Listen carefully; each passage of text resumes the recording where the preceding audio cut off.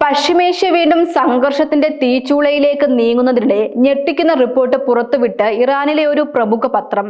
Iran പരമാധികാരി ആയത്തുള്ള അലി ഖമനിയുടെ വധത്തിന് പ്രതികാരം ചെയ്യേണ്ട ലോക നേതാക്കളുടെ പട്ടിക എന്ന പേരിലാണ് 13 ആഗോള നേതാക്കളുടെ ചിത്രങ്ങളടങ്ങിയ റിപ്പോർട്ട് പുറത്തു വന്നിരിക്കുന്നത്. ഇറാൻ തലസ്ഥാനമായ ടെഹ്റാനിൽ നിന്ന് പ്രസിദ്ധീകരിക്കുന്ന കൺസർവേറ്റീവ് ദിനപത്രമായ ഹംഷാരി ഓൺലൈനാണ് ഈ റിപ്പോർട്ട് പുറത്തുവിട്ടത്. American president Donald Trump, Israel പ്രധാനമന്ത്രി ബെഞ്ചമിൻ നെതന്യാഹു എന്നിവരുടെ ചിത്രങ്ങൾ ഉൾപ്പെടെയുള്ള പട്ടികയാണിപ്പോൾ അന്താരാഷ്ട്ര തലത്തിൽ ചർച്ചയാകുന്നത്. എന്നാൽ ഈ പട്ടിക ഇറാൻ സർക്കാരിന്റെ ഔദ്യോഗിക തീരുമാനമാണോ എന്ന കാര്യത്തിൽ വ്യക്തതയില്ല. ഇറാൻ ഭരണകൂടം ഇതുവരെ ഇത്തരമൊരു പട്ടികയെ ഔദ്യോഗികമായി സ്ഥിരീകരിച്ചിട്ടില്ല. ഫെബ്രുവരി 28-ന് നടന്ന US-ഇസ്രയേൽ സംയുക്ത വ്യോമാക്രമണത്തിലാണ് ഇറാന്റെ പരമോന്നത നേതാവായ ആയത്തുള്ള അലി ഖമനി കൊല്ലപ്പെട്ടതെന്നാണ് റിപ്പോർട്ടുകൾ. ഇറാന്റെ രാഷ്ട്രീയ മത നേതൃത്വത്തിൽ നിർണായക സ്ഥാനം ഉണ്ടായിരുന്ന ഖമനിയുടെ വധം രാജ്യത്ത് വലിയ പ്രത്യാഘാതമാണ് സൃഷ്ടിച്ചത്. ഖമനിയുടെ മരണത്തിന് പിന്നാലെ അദ്ദേഹത്തിന്റെ മകനും പിൻഗാമിയുമായ മുസ്തഫ ഖമനായി ശക്തമായ പ്രതികരണവുമായി രംഗത്തെത്തിയിരുന്നു. ആക്രമണത്തിന് പിന്നിലുള്ളവരോട് കണക്ക് ചോദിക്കുമെന്ന് പ്രഖ്യാപിച്ച അദ്ദേഹം ഇത് ഇറാന്റെ അവകാശമാണെന്നും പ്രതികാരം അനിവാര്യമാണെന്നും വ്യക്തമാക്കിയിരുന്നു. ഖമനയുടെ സംസ്കാര ചടങ്ങുകൾക്ക് ശേഷം നൽകിയ സന്ദേശത്തിലാണ് മുസ്തഫയുടെ ഈ പ്രതികരണങ്ങൾ ഉണ്ടായിരുന്നത്.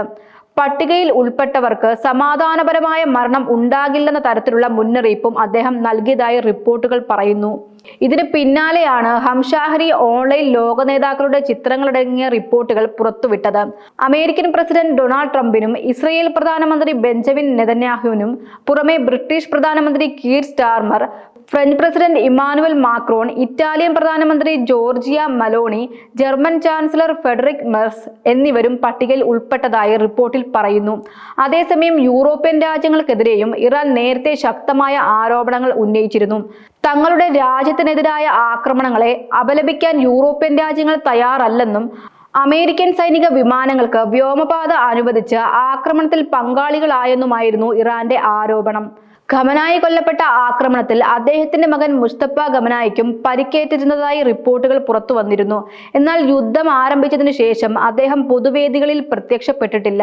ഇറാന്റെ പുതിയ നേതൃത്വത്തിന്റെ പ്രതികരണങ്ങളും ഈ റിപ്പോർട്ടും പശ്ചിമേഷ്യയിലെ സംഘർഷ സാധ്യത വർദ്ധിപ്പിക്കുകയാണ്. ഒരു ഭാഗത്ത് അമേരിക്കയും ഇസ്രയേലും ശക്തമായ നിലപാട് സ്വീകരിക്കുമ്പോൾ മറുവശത്ത് ഇറാൻ പ്രതികാര മുന്നറിയിപ്പുമായി മുന്നോട്ടു പോവുകയാണ്. അതേസമയം ഒരു രാജ്യത്തെ ഔദ്യോഗിക ഭരണകൂടത്തിന്റെ നിലപാടും ഒരു മാധ്യമം പുറത്തുവിടുന്ന റിപ്പോർട്ടും തമ്മിൽ വ്യത്യാസമുണ്ടാകാമെന്നാണ് വിദഗ്ധർ ചൂണ്ടിക്കാട്ടുന്നത്. ഖമനയുടെ വധത്തിന് പിന്നാലെ ഉയർന്ന പ്രതികാര ഭീഷണികൾ എവിടേക്കാണ് നീങ്ങുന്നതെന്ന് ഇനി നിർണായകമാണ്. ഇറാന്റെ അടുത്ത നീക്കവും അമേരിക്കയുടെയും സഖ്യരാജ്യങ്ങളുടെയും പ്രതികരണവും പശ്ചിമേഷ്യയുടെ ഭാവിയെ സ്വാധീനിക്കുമെന്നാണ് വിലയിരുത്തൽ.